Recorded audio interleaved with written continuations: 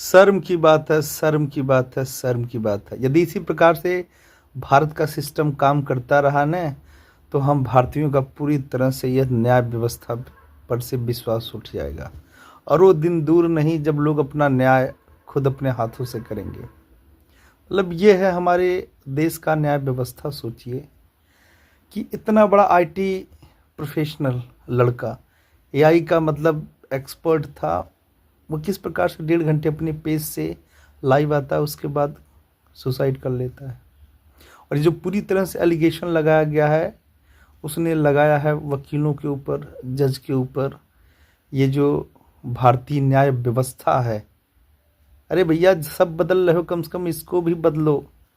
कोई भी ऐसा कानून नहीं बनाना चाहिए जिसका मिसयूज हो, जिसका दुरुपयोग हो। मैं कह दूं, जितने भी महिलाएं अपने पति के खिलाफ एलिगेशन लगाई हैं, सबसे ज़्यादा उसका दुरुपयोग हो रहा है। हाँ, अप्राकृतिक जो है यौन संबंध, डोमेस्टिक वायलेंस, घरेलू हिंसा, फलाना पटाना, ये वो, उसके बाद उनसे एक्सटॉर्शन मांग रही हैं, हाँ इतना पैसा दो तो ये होगा। सब लोग जानते हैं। जो बंदा, सोचिए, अपने पेज से जो अतुल सुभाष जी थे, जो बेंगलुरु में कार्यरत थे, और निकिता सिंघानिया से इस प्रकार से वो बंदा तंग आ गया था। वो कह रहा था कि मैं 2 साल में तकरीबन 100 बार से ऊपर जाके वहाँ पे तारीख देखा हूँ। हमेशा जब भी जाता हूँ एक नया प्रकरण खोल दिया जाता है। और जो सिस्टम काम कर रहा है वो पूरी तरह से, मतलब जो किताबों में लिखा गया है, जो जुडिशरी में जो सेक्शन लिखा गया है, जिस प्रकार से चीज़ों को करना चाहिए उसके पूरा उल्टा चल रहा है। ये तो इस प्रकार यदि यही स्थिति रही तो दोस्तों एक दिन दूर नहीं जब लोगों का जो है ना विश्वास शादी विवाह से हमेशा के लिए उठ जाएगा। इस प्रकार से दुरुपयोग करते हैं। और आजकल जो लड़कियों की माँ है चाहे पिता हो, उन्हें उन्हें समझाने के बजाय वो क्या करते हैं, हाँ ठीक है, हाँ चला छोड़ो, इससे बढ़िया लाएंगे, हटाओ। अरे एक बार तो सुनते लड़का क्या कह रहा है।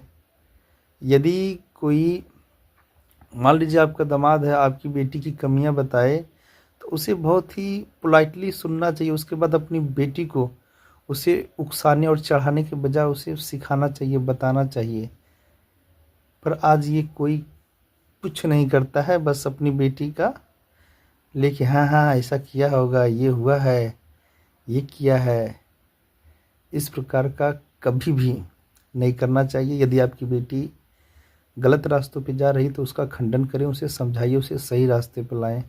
अन्यथा दोस्तों वो दिन दूर नहीं जब लोग तंग आ जाएंगे। और मैं क्या कहूँ, दुनिया सब देख रही है, सारी चीज़ें खुली हुई हैं।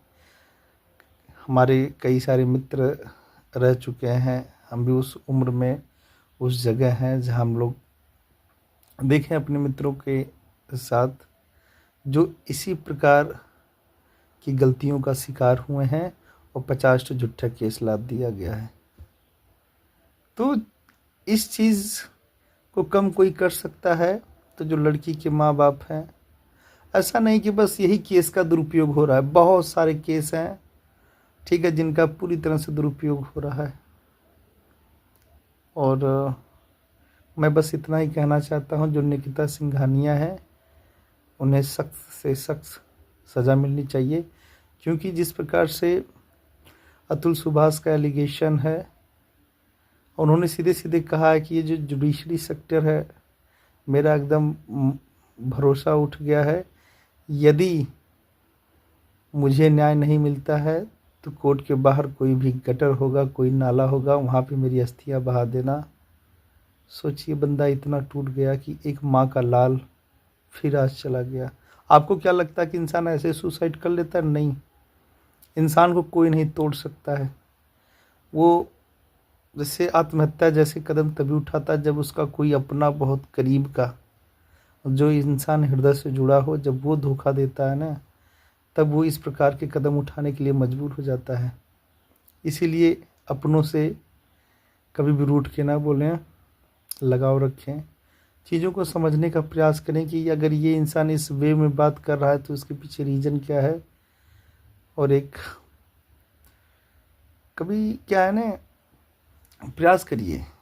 ऐसे हमारे देश में नहीं, संसार में लोग पड़े हुए हैं, लोग मतलब मेंटली टॉर्चर हैं किसी न किसी के माध्यम से। तो यदि इस प्रकार कोई व्यक्ति आपसे बात करे तो प्रयास करिए, सॉर्ट आउट करें उसकी समस्याओं को, उसे दिलासा दें, उसका मनोबल बढ़ाएं, उसे प्रोत्साहित करें जीवन जीने के लिए, चीज़ों के बारे में बताएं।